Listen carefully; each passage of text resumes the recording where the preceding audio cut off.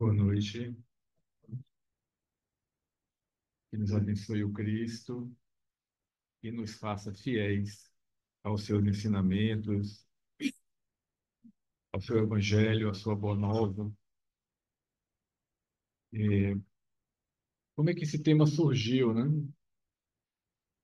Nas nossas leituras matinais, nos textos que a gente compartilha.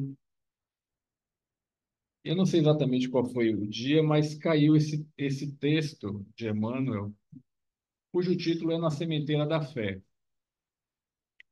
E uma coisa que nós aprendemos com a leitura continuada do benfeitor Emmanuel, entre várias coisas, né? Um mestre realmente, é que Emmanuel não dá título a texto a esmo, ou seja, sem propósito. É como se o título que ele atribui ao texto dele fosse o suprassumo, né? O resumo do resumo do resumo, ou seja, aquele sumo mesmo, quando você extrai o sumo da fruta, do que ele vai desenvolver. E quando eu ouvi esse título, Na Sementeira da Fé, me veio à mente, eu me dei conta que a fé é algo que deve ser plantado e cultivado. Não é uma graça que alcança a gente e que para uns é maior, para outros é menor, né? É algo que deve ser assim, plantado e cultivado para que cresça. E aí eu comecei a ver outros textos de Emmanuel falando sobre fé. Eles começaram a aparecer e que, curiosamente, tratava a fé dentro desse contexto de planta, de árvore, de terra, né? E começaram a vir alguns insights. E a ideia aqui é eu dividir com vocês, né? A gente não é para chegar a nenhuma conclusão específica, mas é para a gente compartilhar mesmo o fruto dessas coisas que chegam até a gente, né? No mesmo instante em que veio o título Na Sementeira da Fé e que eu liguei a uma semente, me vieram algumas passagens do Evangelho que dizem respeito à questão da semente. Primeira e óbvia, a parábola do semeador, né? E aí eu comecei a me dar conta que realmente entendamos as sementes da parábola do, da, do semeador como sendo este esta bênção divina que chega até nós para ser desenvolvida.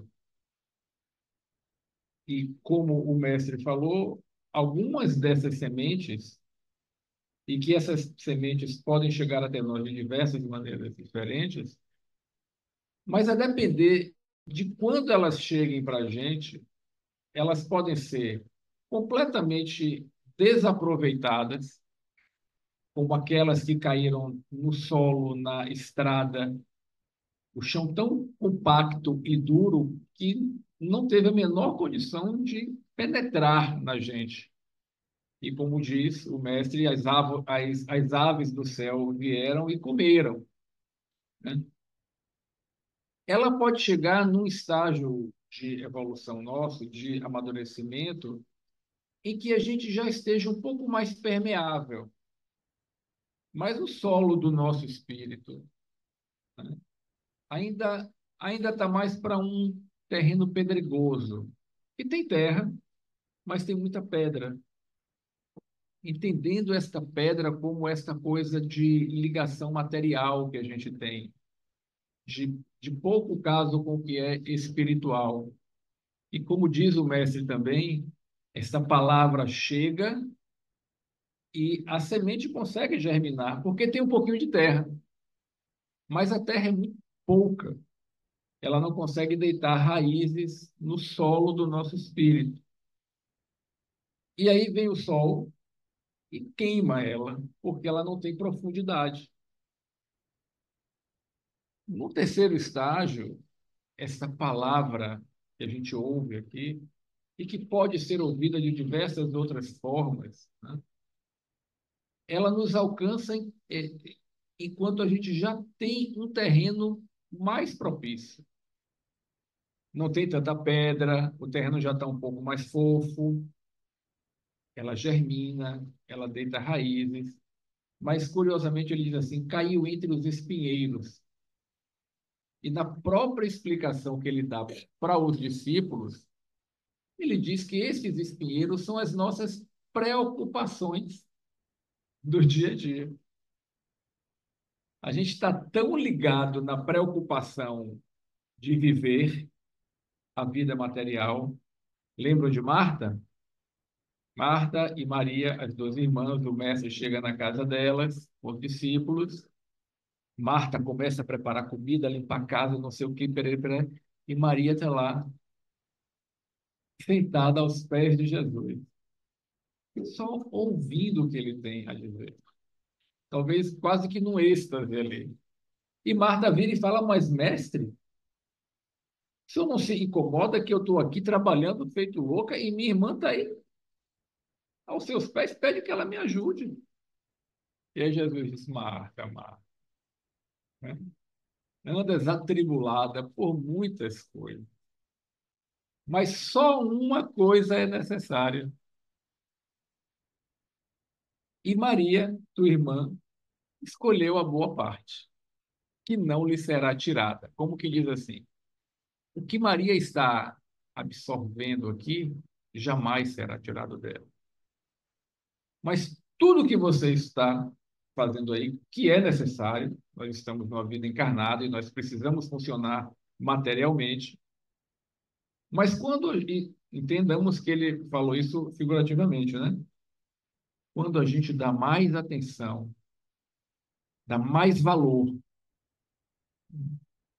àquilo que é perecível, aquilo que passa, e aí, em detrimento do que não passa e do que fica da boa parte, a gente está com o jogo desequilibrado. E assim acontece com a fé também. Ela não vai desenvolver, por quê? Porque o dia a dia, a preocupação. E aí, daqui a pouco, eu não tenho um tempo diário sequer para poder parar, ler um texto de manhã, refletir, pensar, vir honesto, vir ir a outros lugares, ler um livro edificante, porque são tantas coisas que a vida nos cobra, né? Então, esta é a semente, e aqui nós estamos falando da semente da fé, que caiu num solo que conseguiu deitar raízes, mas tem tanto espinheiro que sufoca e ela morre. E aí tem aquela outra terra, ou seja, tomara que nós consigamos chegar, né? Quanto mais rápido, que chegaremos, chegaremos, mas quanto mais rápido, melhor para a gente, a ter esse terreno propício. Solo é fértil, não tem espinheiros, e aí essa semente vai germinar e vai dar frutos. Por que que ela germina? E aí a gente começa então a costurar os textos, né? Emmanuel fala como se fosse um colar de pérolas, em que você vai pegando partes do Evangelho, e aqui no caso a gente vai pegar partes de textos de Emmanuel, para ir costurando isso daí. O próprio evangelista Marcos, depois que ele fala da parábola do semeador, Marcos traz duas parábolas interessantes.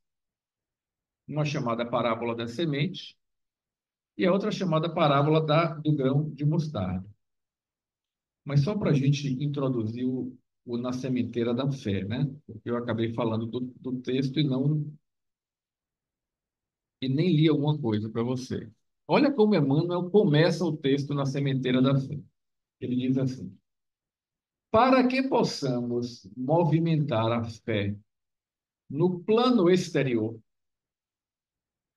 é indispensável venhamos a possuí-la, ainda mesmo na diminuta proporção de uma semente de mostarda, no solo do próprio Espírito. Ele abre o texto assim. Então, para que esta fé se manifeste em obras, em estado de espírito da gente, de tranquilidade, ou de serviço, ou de alegria, né? Ou de disposição, de bom ânimo, de boa vontade, que a fé é uma força. Lembremos do que é que Jesus diz: se tiverdes a fé do tamanho de um grão de mostarda, seria uma sementinha de mostarda, que é, ele próprio diz, a menor das sementes, de tão minúscula que ela é. Se tiverdes a fé do tamanho de uma sementinha dessa, direis a esse monte: sai daqui e lança-te ao mar, ou sai daqui e vai para ali, e ele se movimentará. Claro, é uma figura de linguagem. Mas quantas coisas Jesus fez? E coisas assim de fenômenos da natureza, de estar no meio do mar, da Galileia, uma tempestade, e ele fala assim: para, vento, para, acalma. E aí, puf, parou tudo. Dele está de frente para um indivíduo com lepra e já com várias partes do corpo desgastadas, e ele dizer: ser limpo. E a pessoa reconstitui o corpo na hora.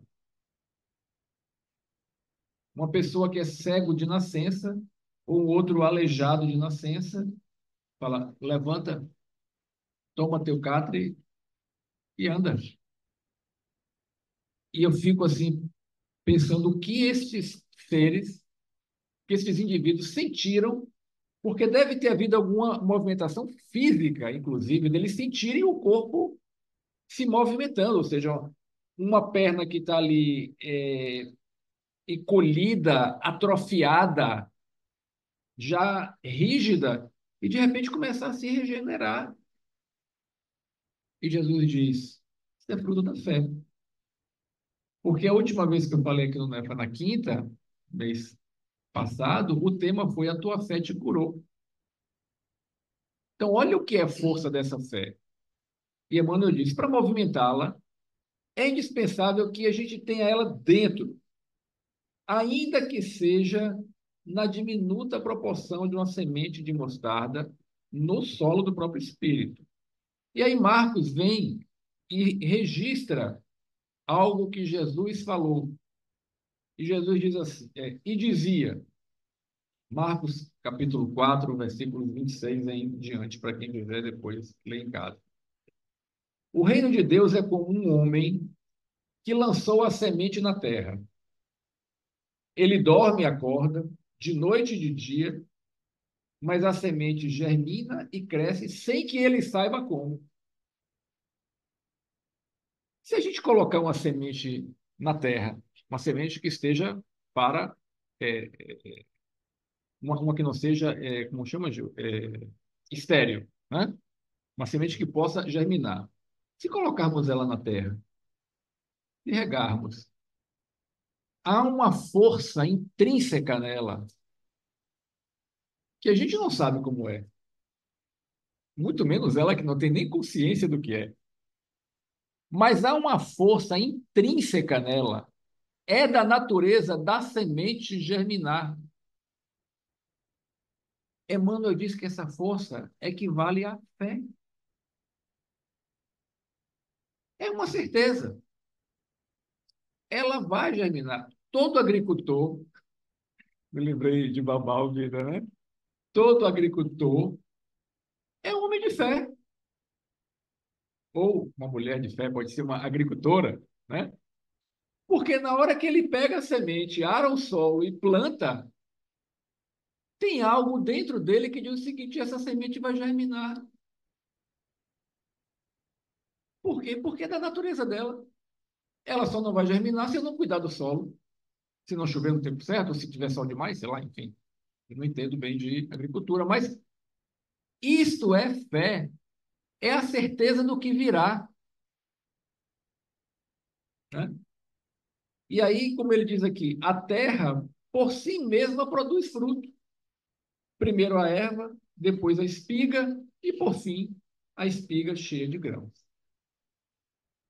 E mais adiante, em Marcos mesmo, ele diz assim: com que compararemos o reino de Deus?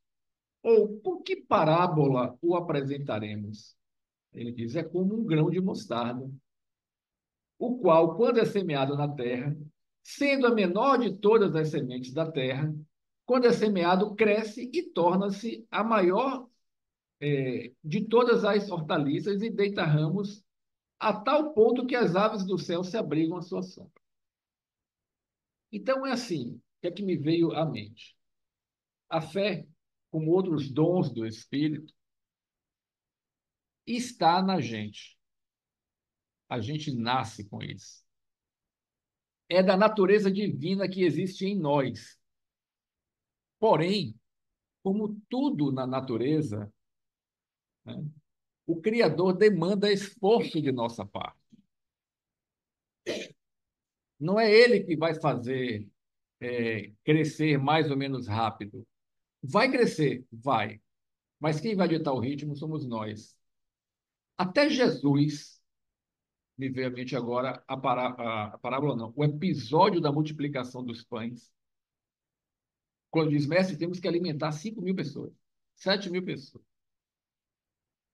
Ele tinha o dom de materializar os pães ali, os peixes, do que ele quisesse, que ele domina. O Cristo foi o construtor do planeta. Então, ele partiu do fluido cósmico universal e, com a sua vontade e a sua fé, o seu amor, junto com outros espíritos puros, construíram o planeta. Deram forma a tudo que existe. Ele poderia pegar do éter e materializar 10.000 pães, peixes, o que fosse. Mas o que é que ele faz? O que é que vocês têm aí? Como que diz assim? Vocês apresentam o pequenino esforço de vocês e eu multiplico. Não, não se preocupem se o que vocês têm para oferecer é pouco. Ofereçam e deixe que eu multiplico. Aí, não, nós temos 5 pães, 7 pães, 5 peixes. Traz aqui. Abençoa e diz, pode distribuir. E dizem os textos dos evangelhos que os discípulos iam partindo o pão e dando para as pessoas e nunca acabava. Então, me partir e dar, e partir e dar, e quanto mais partia, mais tinha. Gente, pensa nisso. Imagina se nós estivéssemos lá, quem sabe, né? Estivemos sentados lá, a relva, e só agora que estamos despertando para o que aconteceu. É perfeito isso. Ah, mas e por que Jesus então não vem e, num passe de mágica, conserta esse planeta todo, expulsa os malvados do planeta e deixa o planeta para os bons? Os malvados são filhos dele também. E não são malvados, estão malvados, como nós já estivemos. Né? E somos de alguma E forma. somos de alguma forma ainda, sem sombra de dúvida, Gil. Por isso a última frase do Pai Nosso, livra-nos do mal que existe dentro da gente mesmo. Então, é, este planeta é uma escola. Por isso que o Cristo está a acompanhar cada um de nós. Então, eu comecei então a ligar a fé do tamanho de um grão de mostarda, a parábola do semeador, que trata do reino divino. Então, a fé, o desenvolvimento da fé em nós e o desenvolvimento do reino divino em nós está intrinsecamente ligado. Aí vem os outros textos de Emmanuel que vão corroborando isso. Tem um texto dele que chama-se Fé. Está no livro Vinha de Luz, capítulo 40. Ele pega aquele versículo de Marcos, da parábola do semeador, que diz assim: mas os cuidados deste mundo, os enganos das riquezas e as ambições de outras coisas entrando, sufocam a palavra que fica infrutífera. Lembra que eu falei dos espinheiros? É quando Jesus está explicando a parábola para os seus discípulos, que ele diz: os espinheiros são os enganos das riquezas, os cuidados deste mundo, as ambições. Isto sufoca essa semente. E aí Emmanuel começa o texto assim: a árvore da fé viva não cresce no coração miraculosamente. De novo, a árvore, a fé, a semente, a planta, né? Qual acontece na vida comum, o Criador dá tudo, mas não prescinde do esforço da criatura, ou seja, não dispensa o esforço nosso, da criatura. Ele dá tudo, mas ele não dispensa o nosso esforço. A conquista da crença edificante não é serviço de menor esforço.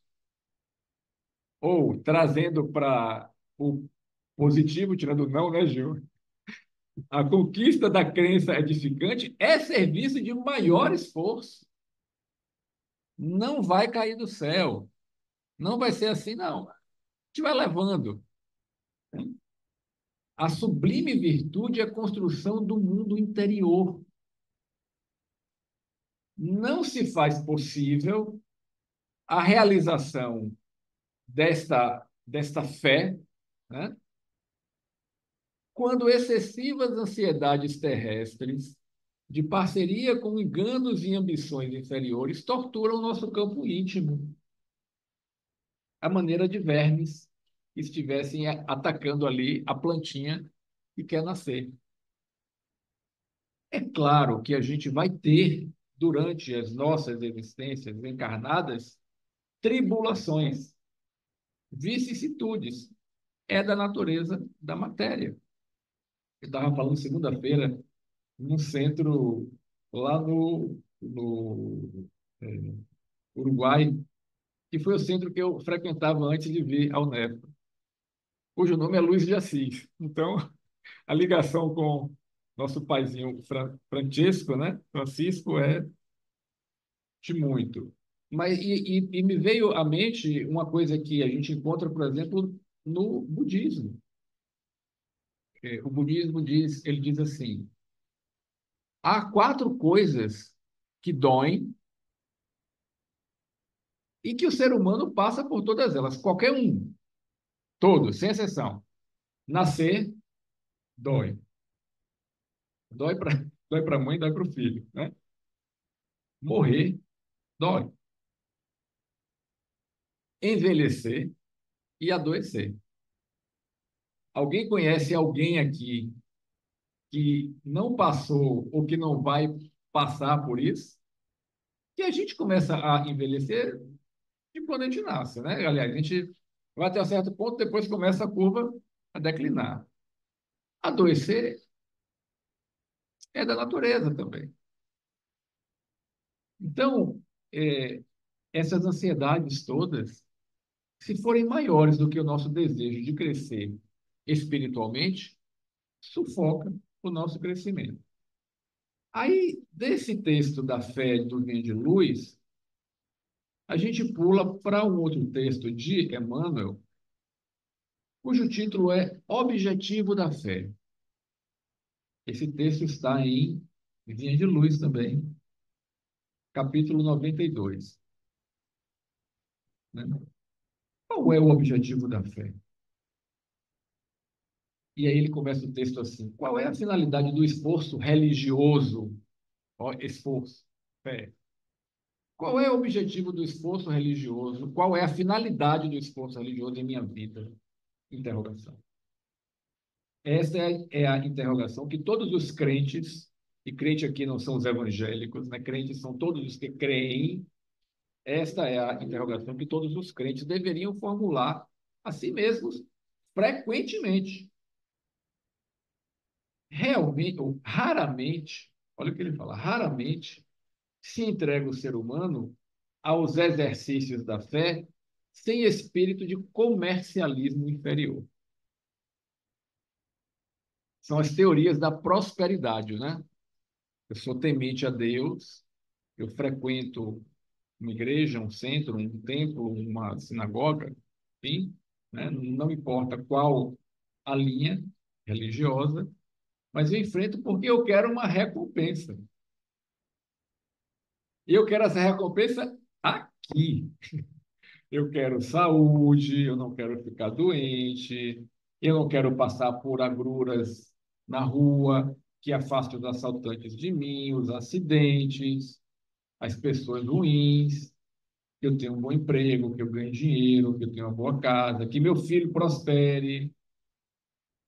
Não há nada de mal em a gente desejar conforto material, segurança, né? Saúde, claro. Deus não nos fez para sofrer. A questão é se a fé está relacionada somente a isso. E se eu tiver tudo isso, se eu tiver isso tudo, para mim está legal. Então, se eu tiver uma vida confortavelmente financeira, sem adoecimentos, tá bom, meu Deus, beleza. Não, a vida espiritual não, gente. Espiritual, eu quero aqui agora. Entende como que o conforto é uma grande armadilha? Já os espíritos dizem, né? A prova da riqueza é mais difícil do que a prova da pobreza, porque ela incita, ela permite, né? Ela introduz a muita coisa que ele afasta do caminho espiritual. Por isso que a gente diz também no Pai Nosso, não me deixe cair em tentações, né? Então, o objetivo da fé constitui realização mais profunda. É a salvação a que se reporta a Boa Nova por excelência. Então, olha para onde a fé vai nos levar, nos conduzir. Ao que a gente falou aqui também há pouco tempo sobre a salvação. O que é essa salvação?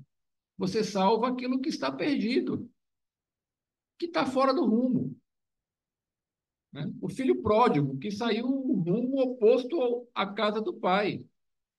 Ele se salvou quando ele caiu em si, levantou, deu meia volta e voltou para casa. Então, esta salvação tem a ver com a realização deste reino divino em nós, que é o que a fé nos proporciona. Então, está tudo ligado. Não tem como separar. É como se fosse mente, corpo, espírito, psique. A gente separa didaticamente para poder compreender, mas está tudo ligado. E aí a gente vai pesquisando e chega no texto. Eu já falei sobre esse livro aqui. É um livro de é, Emmanuel, psicografado por Chico. É um livro pequeno e fino, mas vale por uma enciclopédia. Esse livro chama-se Pensamento e Vida. E Emmanuel, no seu prefácio, diz assim: os nossos companheiros encarnados nos pediram uma cartilha, né? Uma cartilha sobre como proceder na vida. Aí nós nos lembramos que aqui a gente tem uma cartilha que a gente passa para os espíritos que vão reencarnar. Então, tá próximo do seu reencarne? Espera aí. Tem uma cartilhazinha aqui para você ler. E aí ele traz essa cartilha no livro Pensamento e Vida. É precioso. Igualzinho providenciar para a nossa livraria para o pessoal poder comprar. Não é isso, Alô? Pensamento e Vida. Capítulo 6, título do capítulo Fé. E aí Emmanuel diz assim: para encontrar o bem e assimilar-lhe a luz, não basta admitir a existência do bem. Ou seja, não basta a gente crer no bem. Isso já seria o suficiente para a gente assimilar ele. Olha que ele começa a trabalhar com a ideia de crença, como se fé fosse crença somente, né? Então, não basta admitir que o bem existe. é indispensável buscá-lo com perseverança e fervor. Aí ele dá alguns exemplos. Vou ler um só. Ninguém pode duvidar da eletricidade. Alguém duvida aqui da eletricidade? Se duvidar, bota a mão na tomada ali que vai saber rapidinho que ela existe. No entanto, para que a lâmpada nos ilumine o aposento, recorremos a fios e condutores que lhes transportem a força, desde a usina elétrica distante até o recesso de nossa casa. Então, não basta acreditar na eletricidade que esse salão aqui vai ficar iluminado. É preciso trazer isto para cá, utilizando de fio, de lâmpada, de tomada, né, de disjuntor. E ele dá outros exemplos que não basta acreditar para a coisa acontecer. Entretanto, como exprimir a fé? A fé não encontra definição no vocabulário vulgar. Se abrir lá no dicionário, vai ter algo escrito do que é a fé, mas, né, a fé é força que nasce com a própria alma. É a certeza instintiva na sabedoria de Deus, que é a sabedoria da própria vida. Todos nós temos isso, meus irmãos e minhas irmãs. Todos, sem exceção. Porque ela é instintiva. Vem do instinto que todos nós temos. Então, não existe criatura desprovida de fé. Ponto. Agora, existem as criaturas bully, né, Mary? Sabe o que é criatura bully? A gente diz que bully de pouca fé. De pôr o café. Então, bully de pouca fé, ou seja, criatura de pouca fé. Né? Por isso que é bully, né? É um espírita bully. Por quê? Porque tem pouca fé. Ou seja, é espírita de pouca fé. Sim. Então, a fé ela é instintiva e nasce com a gente. Aí ele diz assim: palpita em todos os seres. Não é só nos seres humanos. Esta força não é só dos seres humanos. Vibra em todas as coisas. Mostra-se no cristal fraturado que se recompõe. Como é que ele se recompõe? Precisou alguém recompor ele na natureza? Não. Há uma força divina. Esta força, por exemplo, é a que une os átomos. A força do amor, né? Mostra-se no cristal fraturado que se recompõe humilde e revela-se na árvore decepada que se refaz gradativamente, entregando-se às leis de renovação que abarcam a natureza. Olha a fé, está circulando, né? Então, todas as operações da existência, todas, se desenvolvem de algum modo sob a energia da fé. Quando a gente se alimenta, é uma atitude de fé. Por quê? Porque tem certeza que o nosso organismo vai digerir aquele negócio ali e vai se transformar em nutrientes para o nosso corpo. Mesmo que eu não saiba como que o sistema digestivo funciona, eu me alimento, porque eu tenho certeza que aquilo vai acontecer, né? E acontece. E acontece, né? Mesmo que você diga que não tem fé. Então ele diz assim: o campo confia no vigor da primavera e se cobre de flores. O rio se fia na realidade da fonte e não dispensa ela. A simples refeição é, para o homem, espontâneo ato de fé, alimentando-se, confia ele nas vísceras abdominais que ele não vê. E aí, olha essa frase dele.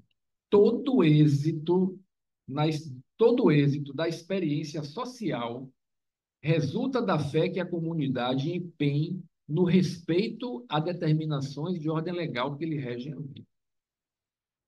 Então, se a gente não respeita as leis que nos regem em todos os âmbitos, não tem convívio social bom. Por que que nós estamos desse jeito? Né?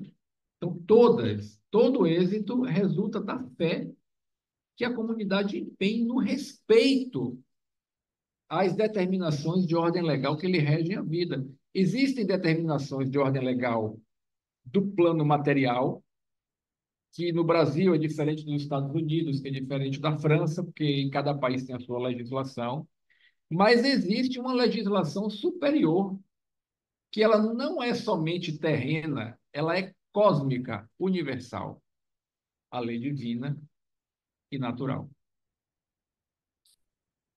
Se nós empenharmos tempo em conhecer melhor ela, e ela, como está na questão 614 do Livro dos Espíritos, né? Kardec pergunta: o que é a lei natural? E os Espíritos respondem: é a lei divina.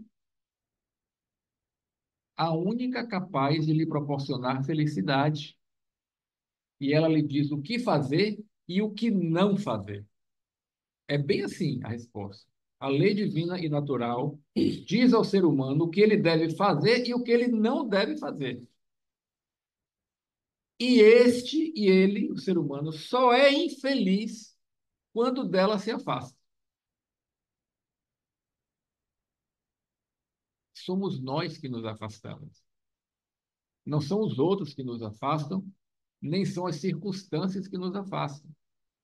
Somos nós, na utilização do nosso livre-arbítrio, às vezes por ignorância, mas se erramos por ignorância, aprendemos por causa da consequência que o ato nos trouxe, mas muitas vezes não é por ignorância. É por teimosia ou por rebeldia. Tipo, eu não aceito uma lei acima de mim. Eu vou fazer do meu jeito. Muda alguma coisa na lei divina? Nada. Absolutamente nada. Deus deixa de lhe amar por causa disso? Nenhum milímetro, nenhum milímetro. Mas a lei continua a mesma. Então, quando a gente transgride a lei, por querer ou sem querer, não muda nada na relação de Deus conosco, do Cristo conosco. Jesus veio para os que estão doentes e não para os sãos. Ele nos ama ainda mais. Ele dedica mais tempo a gente. É aquela ovelha perdida, né? Qual o pastor que, tendo 100 ovelhas, quando uma se perde, não larga as 99 lá e vai atrás da que se perdeu, porque ela precisa de mais atenção do que as outras. Então, para o Cristo, para o Criador, para os espíritos puros, quando a gente erra, não muda nada. Mas para a gente muda um bocado. Porque nós somos obrigados a colher a semente que a gente plantou. Não tem aquele ditado que diz de quem planta vento, colhe tempestade? Então, esses textos nos chamam a atenção para a gente prestar atenção no que nós estamos plantando. O que nós estamos plantando. Porque a gente vai colher. É físico isso, né? Gravita em torno de nós. Então, seja qual for a nossa interpretação religiosa da ideia de Deus, é imprescindível acentuar em nós a confiança no bem para refletir-lhe a grandeza. Confiar que este planeta tem um dirigente superior que vibra no bem. Aliás, não só esse planeta, o universo inteiro. Apesar dos desmandos e das coisas feias que estão acontecendo, que é fruto do nosso padrão moral, mas isso não está desgovernado. Apenas a sabedoria maior do que a nossa entende que tem que deixar essas criaturas de jardim de infância que estão brigando por um pirulito entender que tem coisa melhor e aí a paciência divina vai conduzindo a gente. O texto é mais extenso, mas a gente tem tempo.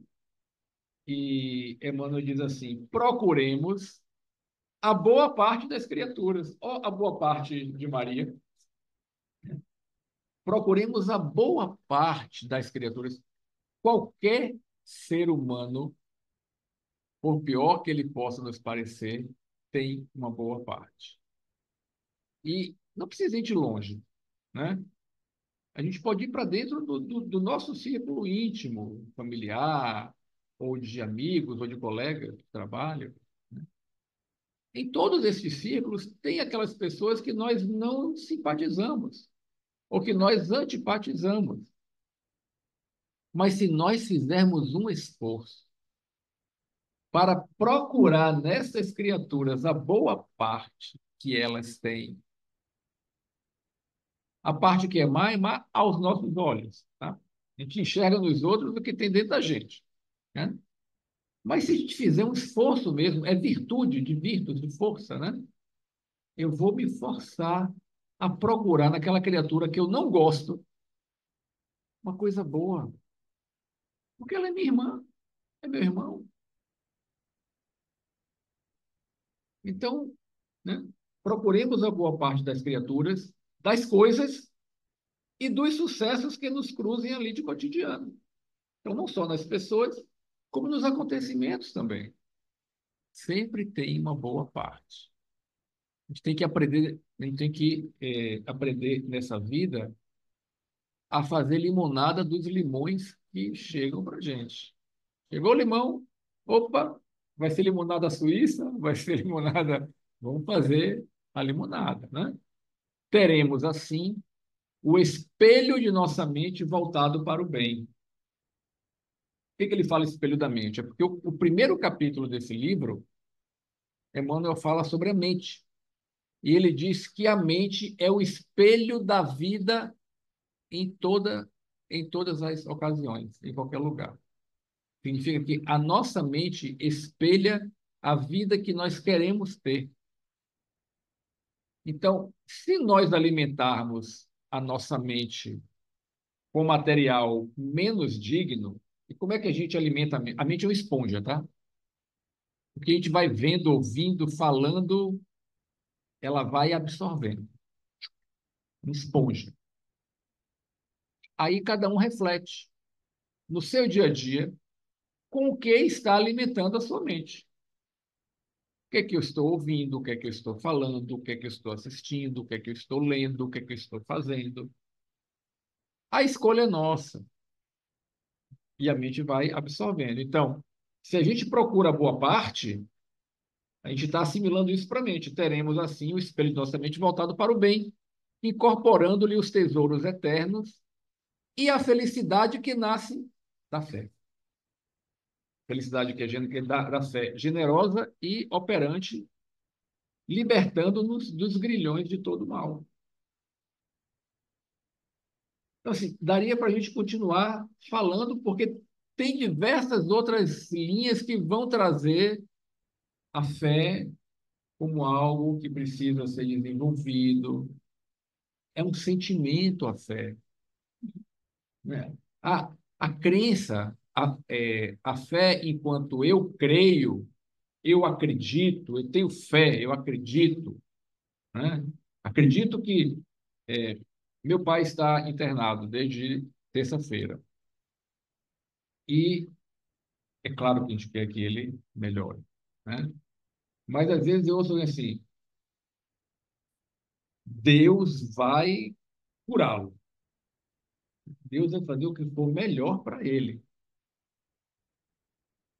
Então, claro que a gente quer que ele se cure, mas às vezes a doença do corpo está curando uma ferida da alma.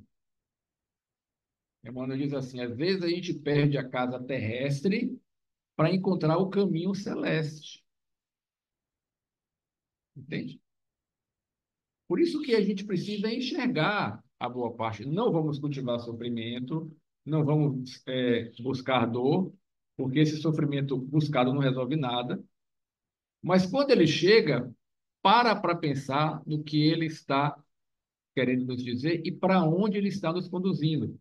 Como Jesus disse a Pedro: crês, te levarei aonde não queiras ir, né?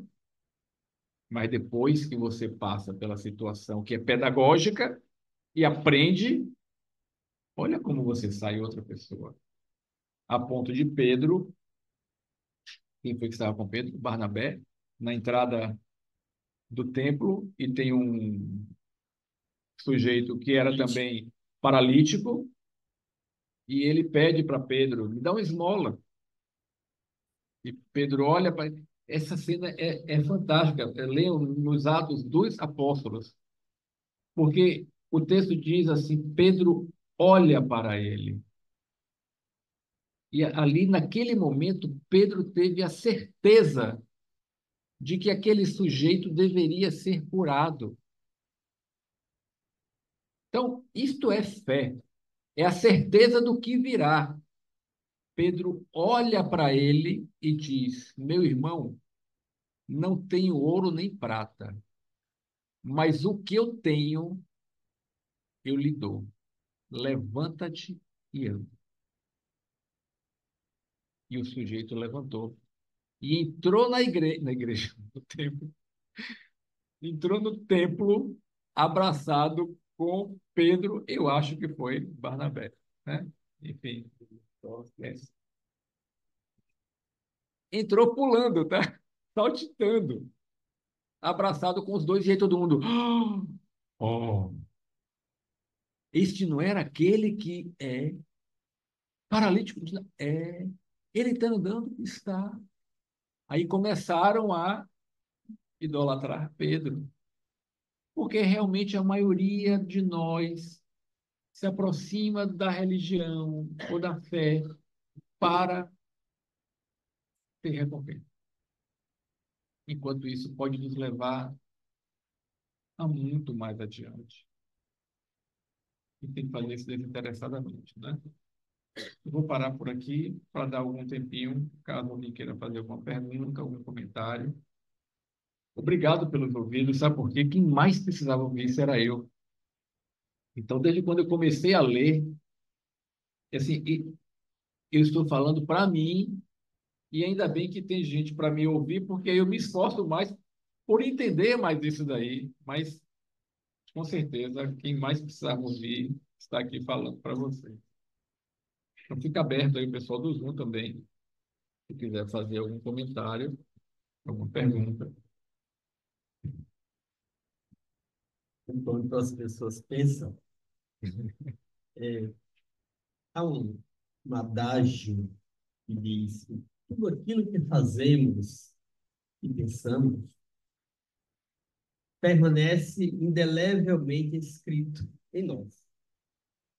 E com isso, nós construímos a nós mesmos o nosso destino. É exatamente nessa linha de raciocínio que Simval aqui abordou.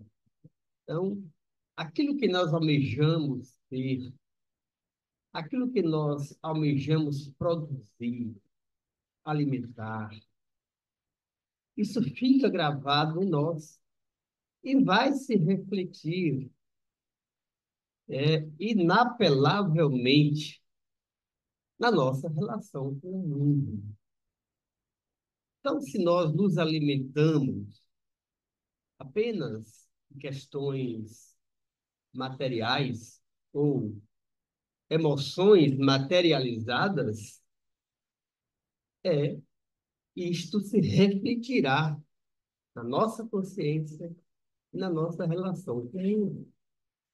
Se nós nos alimentamos de boas ideias e aliado a elas de boas condutas, não é, Silvão? Isso terá também uma consequência.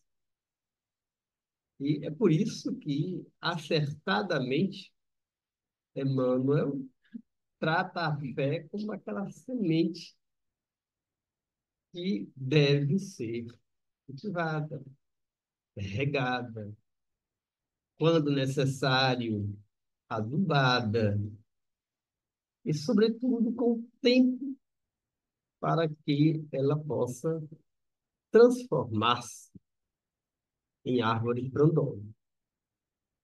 Acho que todos nós precisamos nos ver enquanto criaturas portadoras desta semente, desta fé, não obstante as tempestades, os contratempos. Uma pergunta aqui, viu? Alguma Aqui no, pet? pelo Zoom, Patrícia pergunta: se a fé nasce com a alma, como despertar essa fé em nós? Então, Patrícia, o que me ocorre é o seguinte: dentro desta linha de raciocínio da fé como sendo uma semente que já está plantada em nós, e o que a gente precisa é cuidar de oferecer para ela as condições propícias para que ela possa brotar da terra, germinar, né? Brotar, e aí se transformar numa planta, numa árvore robusta. Se a gente for pelas mesmas analogias de uma semente, né? O que é que uma semente precisa? Ela precisa ser regada, ela precisa ser adubada. O que é que nós podemos dar de comer ou de beber para esta força que existe em nós? Algo que seja semelhante a ela, da qual ela possa se alimentar, até mesmo a nossa mente. Então, é, aqui nesse texto de Emmanuel do Vinha de Luz, na fé, ele diz assim: o coração humano é receptivo tanto quanto a terra.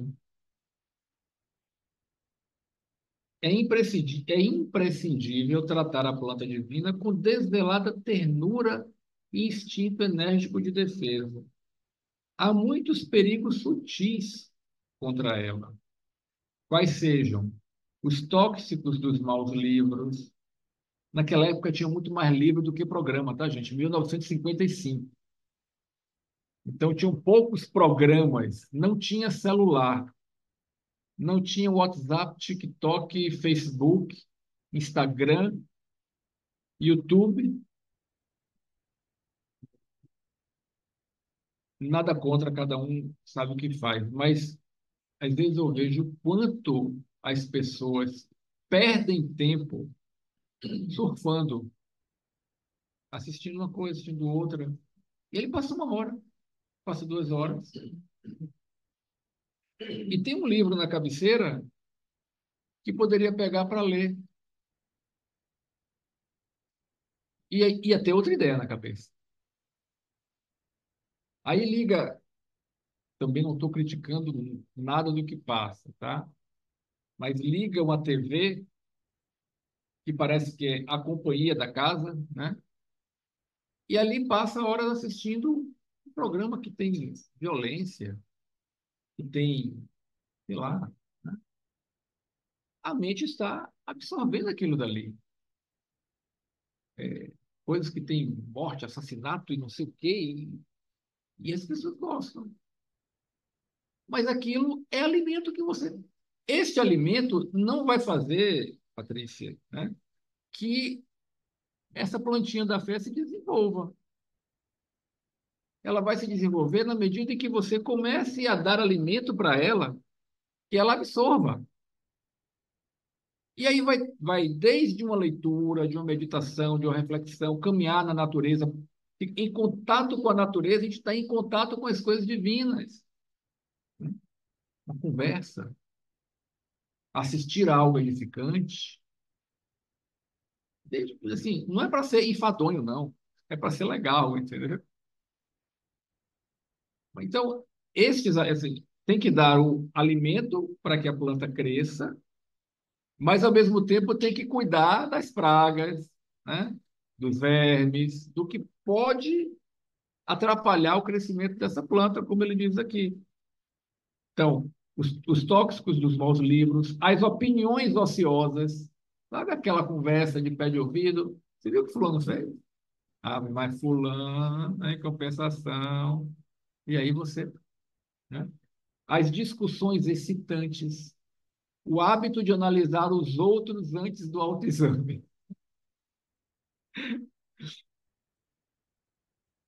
Então, para desenvolver, você tem que se dedicar a ela. Porque se você se dedicar a outra coisa, é aquela outra coisa que vai desenvolver. Aquele provérbio, dizem que é dos indígenas americanos, que diz assim, ele diz assim, dentro de mim há dois lobos, né? Um lobo é feroz, malvado, é feroz, beligerante. O outro lobo é tranquilo, calmo, né? Qual dos dois vai vencer essa luta dentro de mim? Aí o mestre diz, aquele que você alimentar. Porque o que você não alimentar vai morrer de fome. Então, alimente o lobo que você quer que vença, né? É isso que eu entendo, e se Gil quiser complementar, à vontade, meu. Alguma outra questão?